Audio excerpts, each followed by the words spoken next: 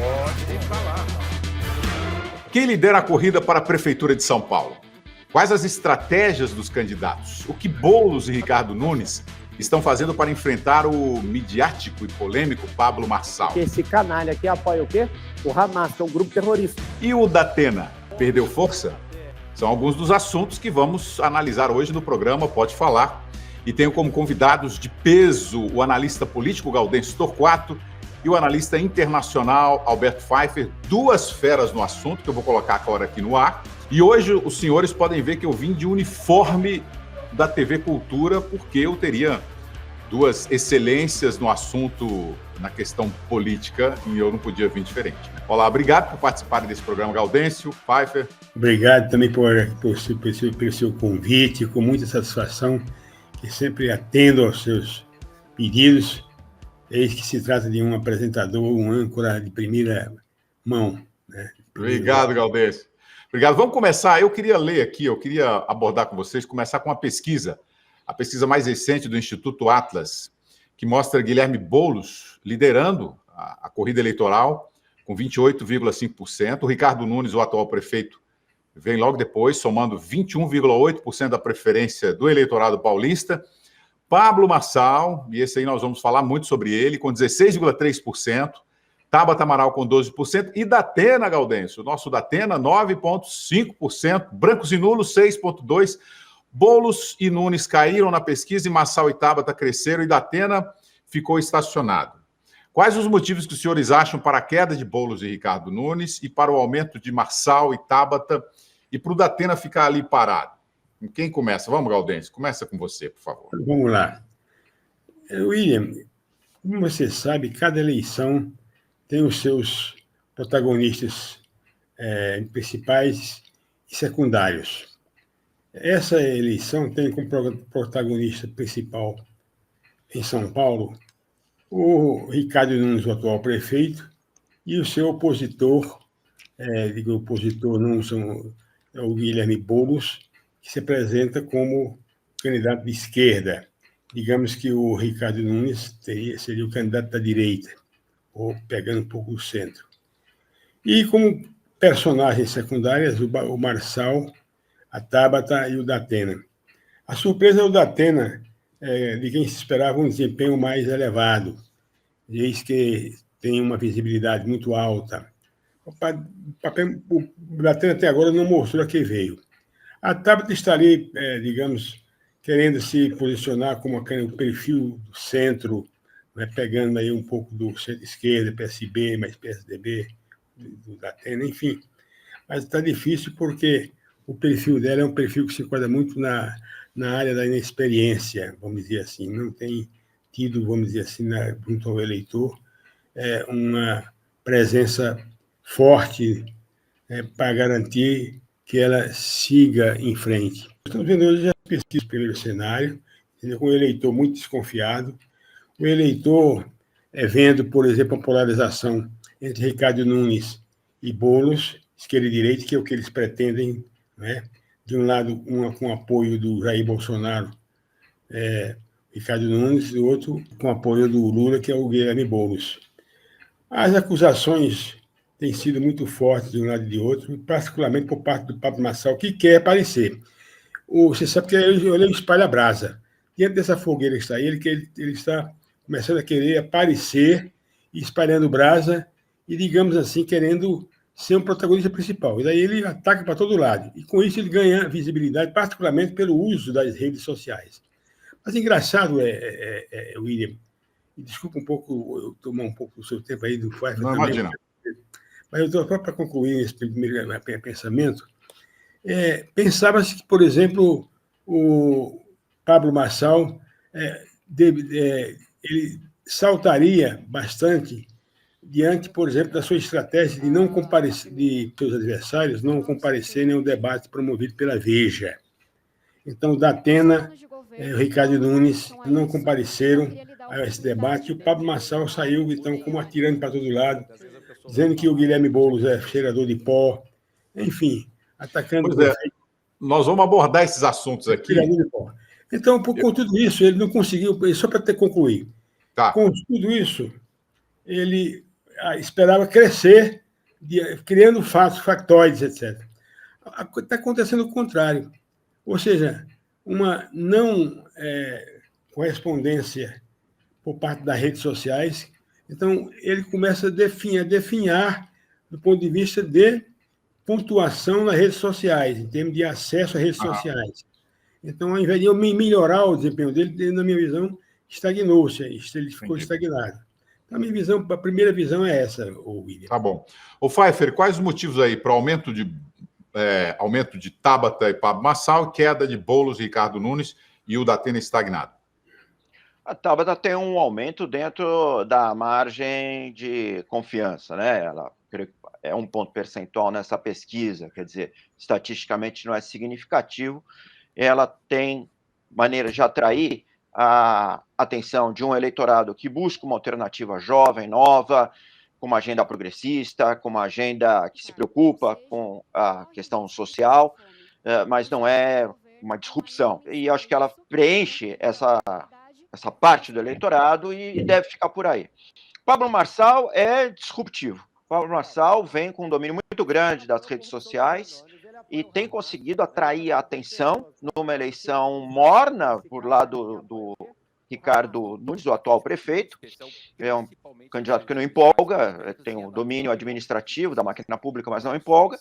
E, do outro lado, o Guilherme Boulos, que tem dificuldade de penetrar no centro do eleitorado, né? Um sujeito com posicionamentos históricos muito radicais e que tem a fidelidade do eleitorado de Lula, do eleitorado do PT, do eleitorado do PSOL, dos agrupamentos mais do espectro da extrema esquerda, mas não consegue penetrar no centro do eleitorado. E quanto mais caminha a eleição, o processo eleitoral, a campanha, mas fica patente isso.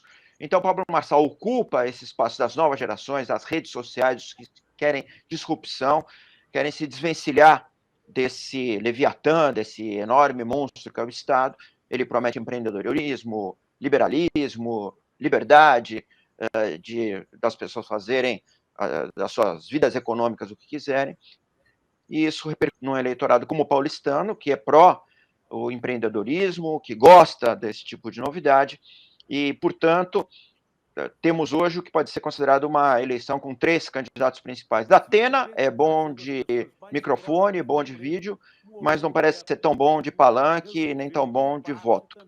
Não tem uma proposta que mobilize o eleitorado em torno da sua candidatura. Então, provavelmente, a gente deve ter um pouco do crescimento de Pablo Marçal. Ele agora começará a receber, sim, algo da rejeição, porque começa a ser muito investigado e começa a ficar em públicos fragilidades dele, mas deve ser algo que vai se encaminhar entre Marçal, Boulos e Ricardo Nunes. Agora, minha pergunta é a seguinte: hoje valem mais os recortes nas mídias sociais, que eu vi a introdução dos senhores aí, e aí eu quero dizer a agressividade dos debates do que a apresentação de propostas? E se esse sucesso, por exemplo, do Pablo Marçal, tem capacidade de se converter em votos? Gaudêncio, você disse aí no debate da Veja, teve ausência lá de Boulos, Datena e Ricardo Nunes. E o Marçal ficou tentando, perdeu aquela agressividade, porque ele não tinha quem atacar, e ficou tentando mostrar propostas e não respondia às perguntas dos jornalistas. E aí você fala que esse efeito já foi um efeito que causou danos a todo aquele acompanhamento pelas redes sociais que ele tinha. É por causa disso? Porque ele não tem, de fato, propostas para apresentar ou tem propostas faraônicas demais? William, os jornais de hoje dão conta, por exemplo, da queda dele em relação às redes sociais, ao contrário do que se esperava, porque ele é um especialista no manejamento dessa ferramenta. Então, nós vemos hoje o acesso às redes sociais de maneira muito frágil, ou, digamos, menor para ele e maior para os outros, em função exatamente da ausência que permitiu, digamos, um vácuo no noticiário a favor dele. Então, esse é um lado da questão. O outro lado da questão é o contencioso acusatório, vamos dizer assim. Uma montanha de acusações contra Pablo Marçal e seus parceiros, inclusive na área de ligação com o PCC, uma coisa gravíssima, entendeu? Que teria havido troca de favores, então, troca de carros de luxo por drogas. No caso, por exemplo, do PCC, que agiu intestinamente junto aos parceiros do Fábio Marçal. Ele tem acusação de fraudes bancárias. Então, o acervo acusatório contra ele é muito alto, muito forte, e, na minha visão, tende a ganhar espaço nos próximos tempos. O que significa, por exemplo, que ele não aguentaria uma bateria grande, forte, a não ser que o sistema político, social e econômico do Brasil estivesse também definhando. Ou seja, imagine, por exemplo, em outubro, né, a situação muito ruim do governo federal. Essa situação muito ruim poderá implicar, por exemplo, num prejuízo, num dano para a candidatura Boulos em São Paulo, aprovada pelo governo federal, poderia elevar os candidatos da oposição, do próprio Ricardo Nunes, como também poderia elevar o da Atena ou até a Tabata. Então, eu vejo que a falta de programas por parte do Fábio Marçal vai funcionar, porque o eleitor está mais racional, está mais crítico, quer ver uma campanha mais voltada para as demandas imediatas das populações. Uhum. E nós não vemos nessa campanha, por enquanto, propostas firmes, fortes, a não ser aquele receituário genérico de vou fazer isso, vou fazer aquilo na área da educação, na área dos transportes, na área da segurança pública, que, aliás, é um tema importantíssimo na área da segurança pública. Enfim, concordo que realmente a falta de programa por parte do Fábio Marçal pode negativizar a identidade dele. O Pfeiffer, esse sucesso nas redes sociais, Pfeiffer, tem capacidade de converter em votos? E as propostas que não estão sendo apresentadas por parte aí do campeão de votos nas redes sociais, o Pablo Marçal? Totalmente. Eu creio que a gente pode olhar para a eleição do Milei na Argentina, que galvanizou a atenção das redes sociais, das gerações mais novas, principalmente homens, jovens, solteiros, que se mostram fora do sistema, né? Aquela geração que fica fora da economia formal, que não consegue um encaminhamento educacional e que busca alguma coisa que lhes dê alento, lhes dê expectativa, lhes dê esperança.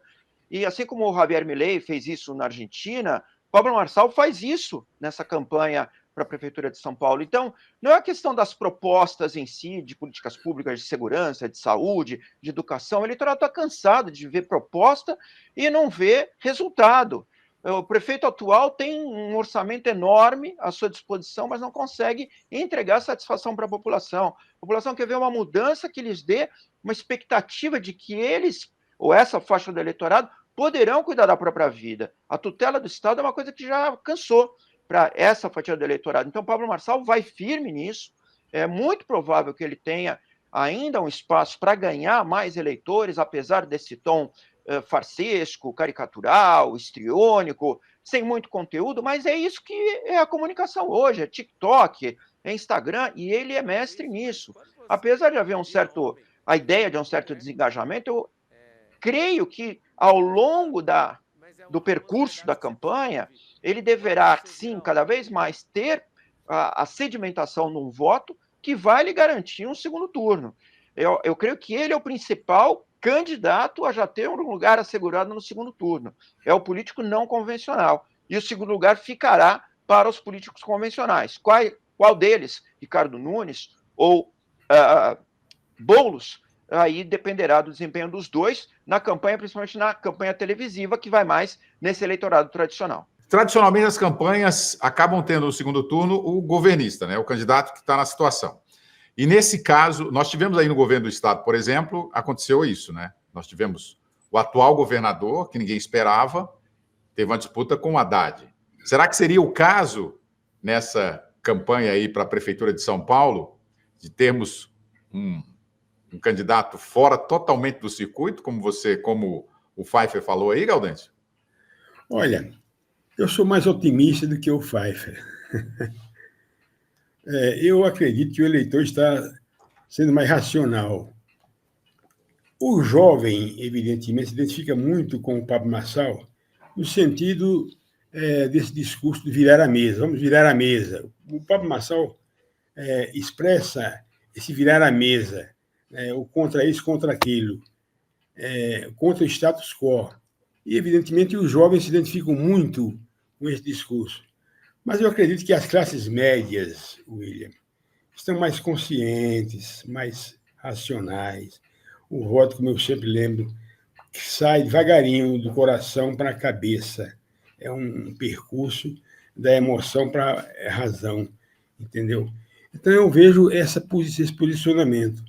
Agora, é claro que também o fator governismo funciona muito, ou seja, quem é dono da flauta dá o tom, quem é dono da máquina administrativa pode, digamos, ter condições de pleitear um segundo turno, em função da massa eleitoral com que usa cabos eleitorais sendo transformados, sendo tirados, vamos dizer, da área administrativa pública para trabalhar por seus candidatos. Então, eu vejo realmente aí um sentido de governismo participando também no segundo turno.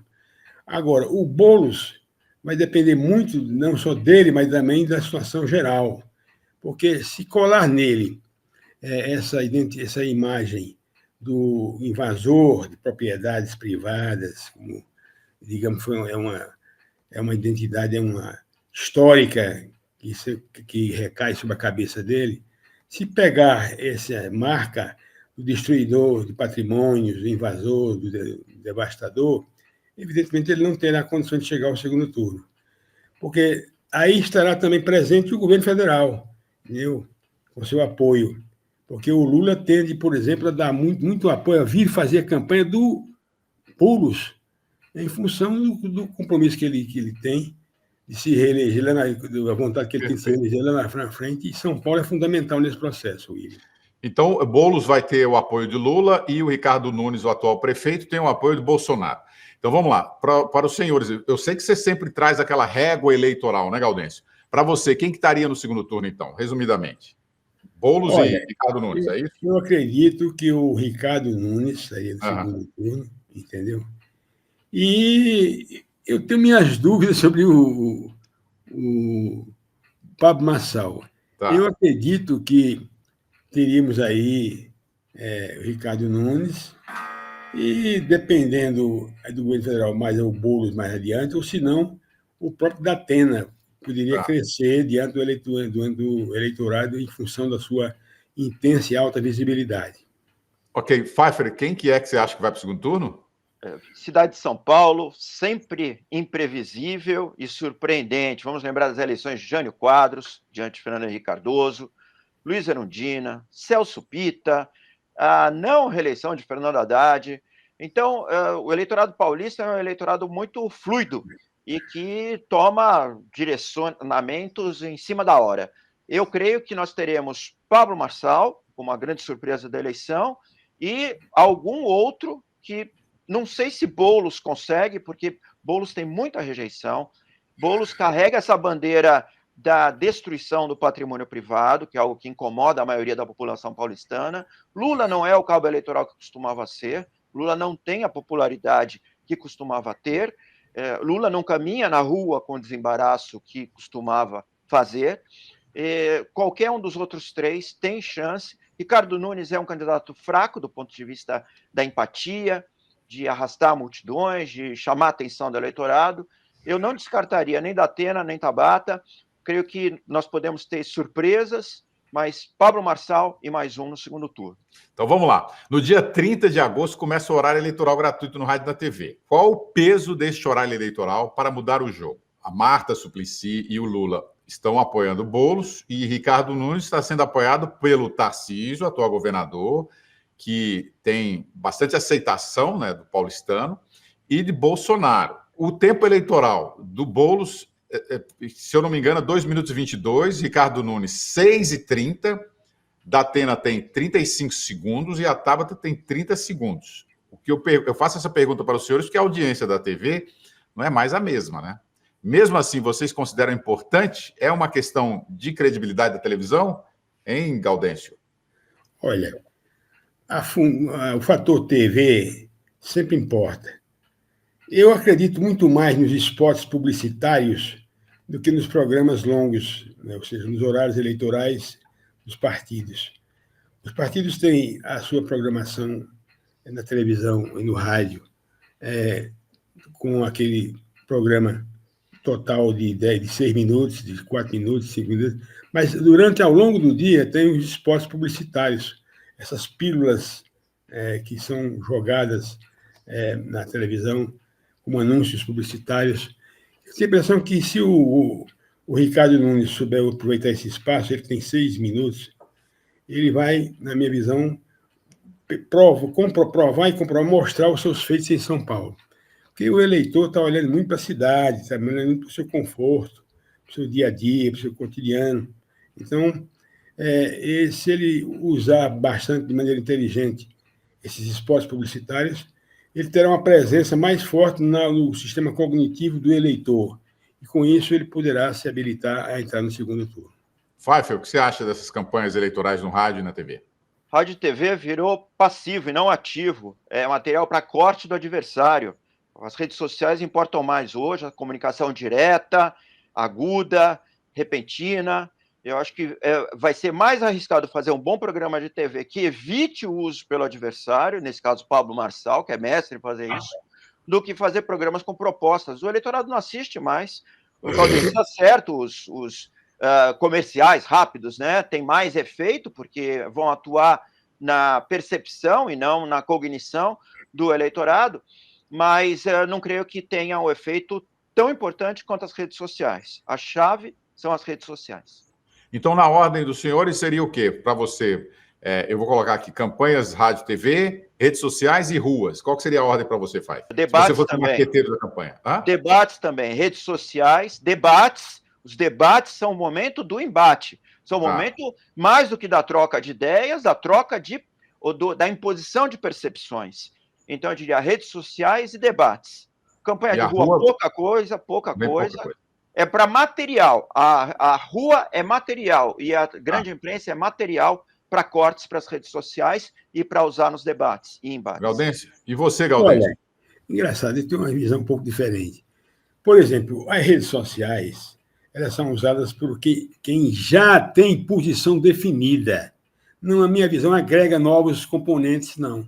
Então, por exemplo, o que há é um embate, é uma disputa, é uma guerra renhida entre uma ala e outra ala. A ala é a ala B, o exército governista e o exército abolicionista. Então, isso são os componentes, os soldados, os capitães, os majores, enfim, que fazem a guerra nas redes sociais. Então, são componentes, são pessoas que já estão lá fazendo isso. Não agrega novos componentes. Então, eu acho que o debate, na minha visão, tem a função primordial, em primeiro lugar.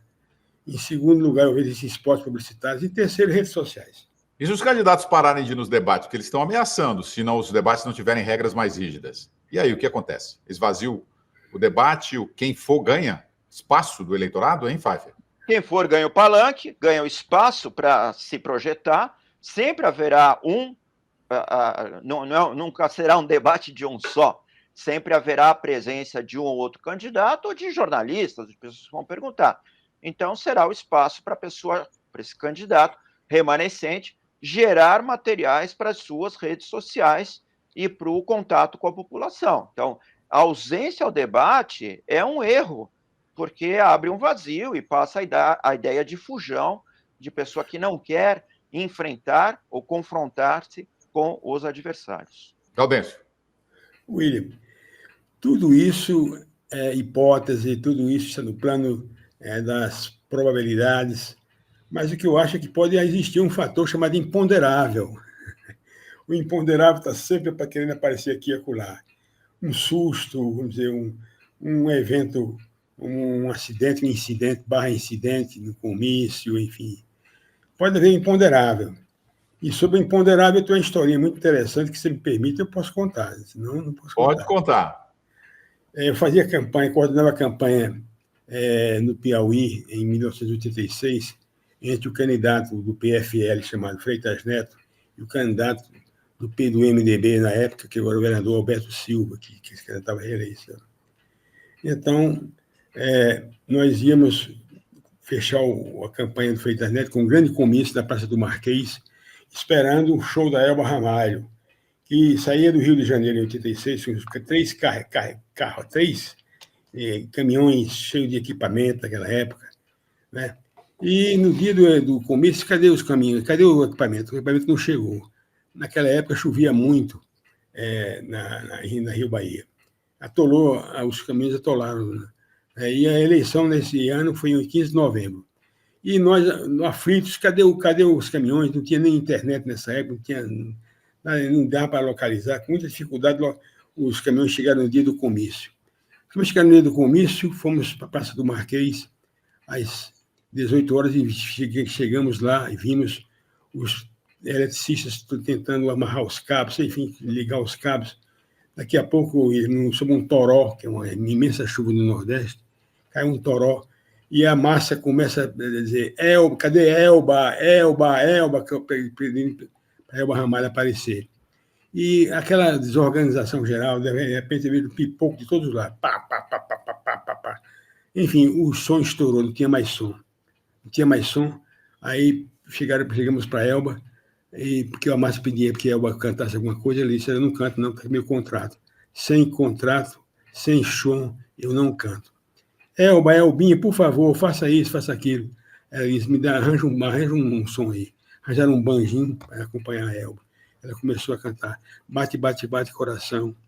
A massa não ouvia nada, começando um uivar. E ela parou, de repente ela parou e olhou para a multidão e disse: seus imbecis, seus ignorantes, começa a fazer um discurso contra a multidão.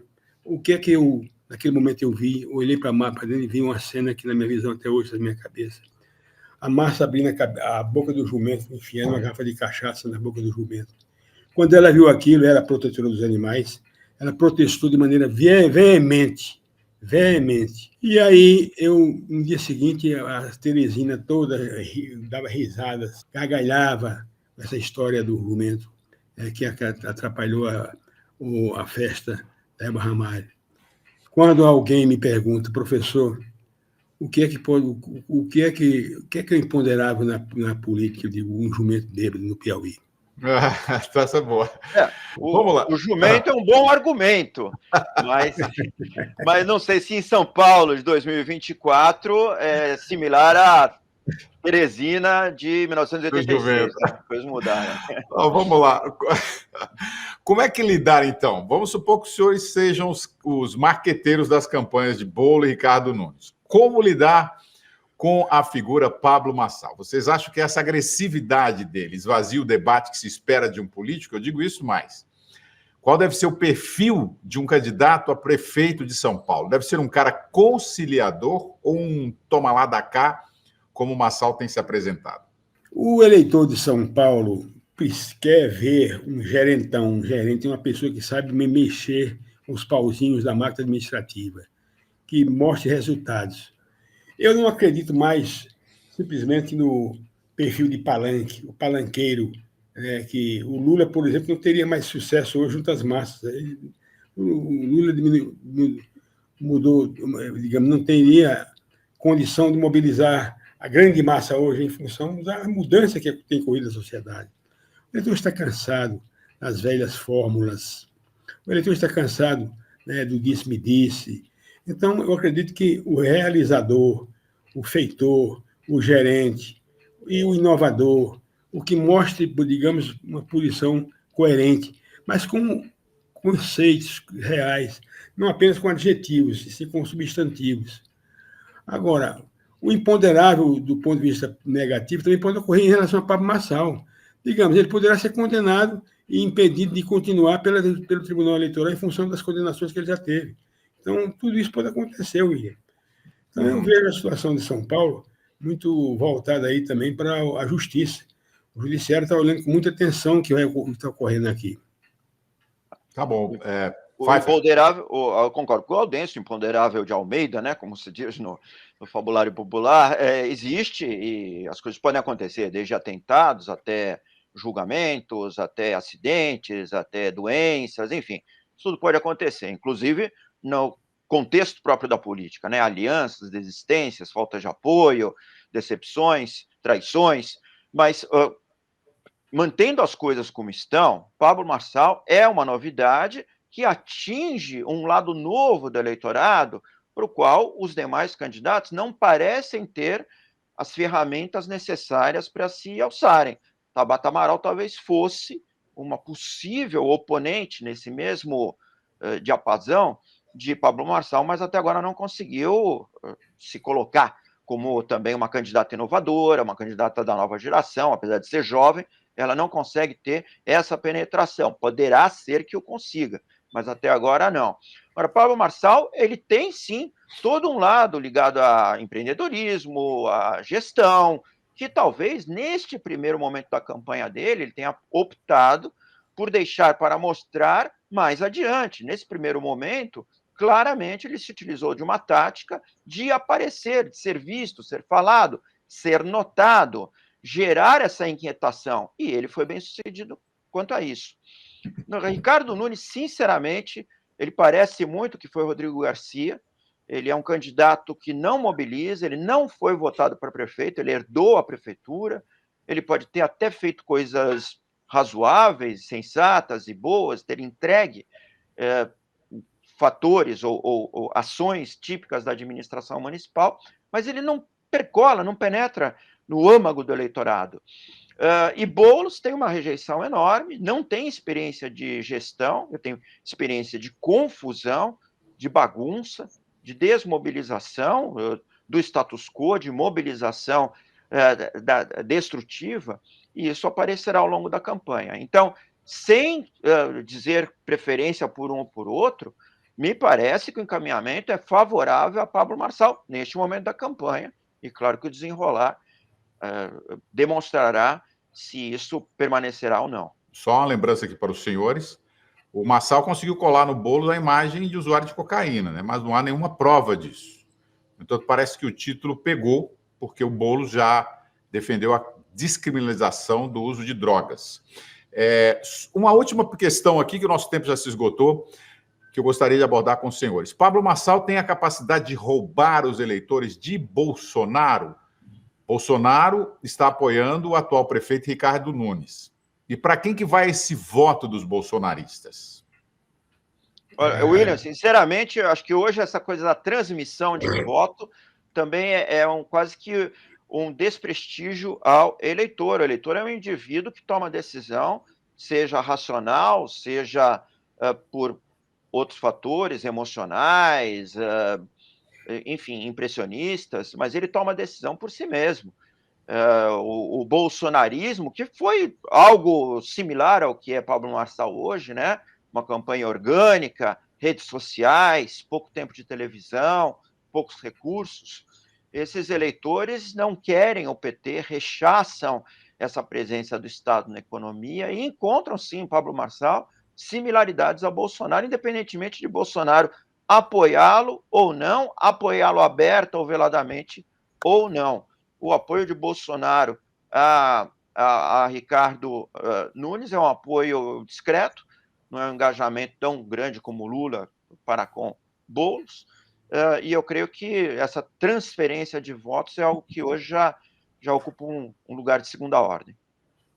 Gaudêncio, transferência de votos. Olha, é relativo isso aí, porque, por exemplo, uma parte dos eleitores do Ricardo Nunes absolutamente não concorda com o apoio do Bolsonaro ao Ricardo Nunes. Então, se Bolsonaro agrega um certo eleitorado para votar no seu candidato, também afasta outro segmento, aquele segmento que não é anti-bolsonarista. Eu vejo que o Bolsonaro já não é também aquela figura simbólica, emblemática dos tempos em que ganhou a presidência. Então, eu vejo que as coisas estão mudando muito. Agora, quem, na minha visão, pode ganhar um pouco aí com o voto do bolsonarista é o próprio Pablo Marçal. Sem dúvida, ele atrai uma parcela importante do eleitorado bolsonarista, na medida em que esse eleitor tende a votar com aquela personagem mais voltada para os interesses da comunidade. Então, o Bolsonaro é uma figura importante na política, mas não tem mais o prestígio que tinha antes. Então, e São Paulo tem olhado muito para isso. Eu acho que as classes médias em São Paulo não são eleitoras fortes do bolsonarismo. Tendem a, digamos, a se afastar um pouquinho, em função da própria atitude tomada, da índole do governo do Bolsonaro, questionada pela mídia, no sentido da administração da Covid, da saúde, enfim, os problemas que nós vimos aí. E ele continua inelegível.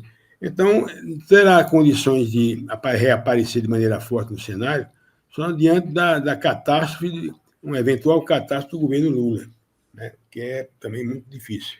Tá bom. Senhores, muito obrigado pela participação no programa Pode Falar. Eu gostaria de convidá-los para mais à frente, porque nós teremos aí mais 8 debates programados, mais à frente para a gente fazer uma nova avaliação. Vocês topam? Vamos nessa? Porque aí nós vamos ter mais essa influência dos debates, a ausência de alguns candidatos nos debates, vamos ter mais o corpo a corpo, vamos ter essas divulgações. E a possibilidade do imponderável também aparecer, viu? Exatamente. E a divulgação desses casos do Bassal, né? Está surgindo muitas denúncias em relação a ele. Eu acho que muda bastante o jogo e a presença das campanhas eleitorais no rádio e na TV, as campanhas gratuitas, né? Senhores, muito obrigado pela participação. Nos vemos no próximo programa, então. Alberto Pfeiffer, Gaudêncio Torquato, obrigado. E um ótimo dia para vocês. Um abração para todos. Um abraço grande. Um abração, William. Pode falar, pode falar, pode falar.